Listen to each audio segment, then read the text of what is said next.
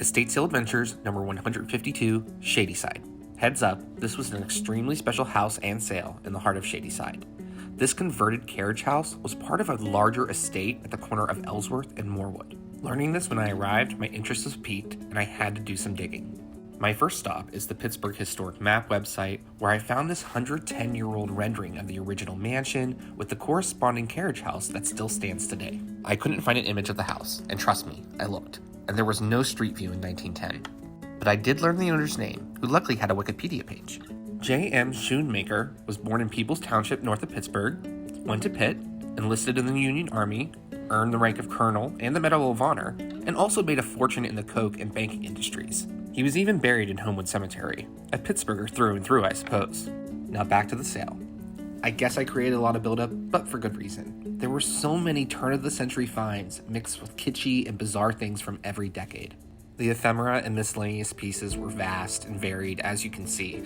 Plenty of porcelain, brass, and glass that you'd see at any sale. But it's the things I've never seen before that always get me excited.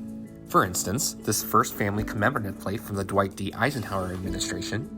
This painted porcelain breakfast tray was very ornate and beautiful. I tried to translate the German, but I gave up. These busts are not a typical find at sales, and I just love this last one. The table with the smalls is always worth looking at, and these black lacquered and mother-of-pearl boxes were very stylish, really caught my eye. Now correct me if I'm wrong, but I think this is used for making pasta. This isn't the first time I've seen a cookie jar collection, nor is it the biggest. And of course, there was dark-stained furniture which I fell in love with. Most of all was the small end table with the 2 drawers and the original key. Just beautiful. The Jadeite sculptures were plentiful, but I honestly don't know anything about them. More research is definitely required. But by far, the most interesting and unique collection was the early glasses and spectacles, a definite first. The ones that really caught my eye were the sunglasses. I would definitely have bought and wear them, but my head is far too big. The last thing I want to show you is the art, most of which were framed printed illustrations of cats, children, and many other subjects. They all seem to have a similar aesthetic. This one is an illustration of a character named Dottie Dimple from the Little Prudy series. And this bizarre print shows a rather outmoded way of depicting the average woman's life cycle. Interesting that they depict midlife as all in black. Kinda regret not grabbing this.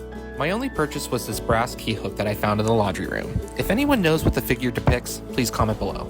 Shout out to Judi from Llama for the lovely sale. And look up next week's sales on pghestatesales.com. Thank you for watching. Please like and subscribe, and find me on Etsy.